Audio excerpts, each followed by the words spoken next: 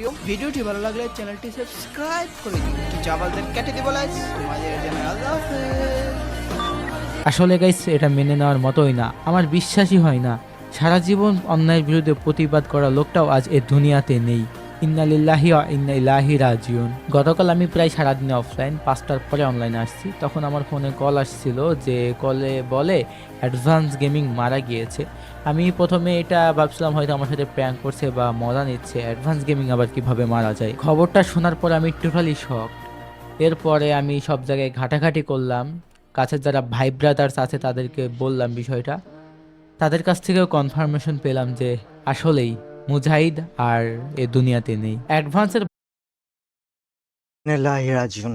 Today, the Bangladeshi gaming community feels heavy. Our brother, a Free Fire content creator, Mujahid Millad, also known as Advanced Gaming, has died in a car accident in Malaysia in a very young age. Who had really high ambitions about his life, and he was recently married not too long ago.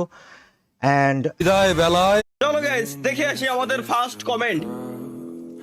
Rest in peace advance gaming. ও বললো যে আমি ভাবছি যে ভাই আসলে মজা, এটা প্রাঙ্ক আসলে। হ্যাঁ আসলে হ্যাঁ অ্যাডভান্স গেমিং মারা গেছে আর কি মালয়েশিয়া, তো ওই জায়গাতে আপনার লাগিয়া মারা গেছে। মালয়েশিয়া। বেলায় হাহাকার দেখি, থেকে গেলে দেখি না কেন। অভিমান মাখো কাজল চোখে, বিষাদ কেন সাজাও বুকে। বিদায় বেলায় জাপটে ধরো, আগলে রাখো না কেন পাজর খাজে।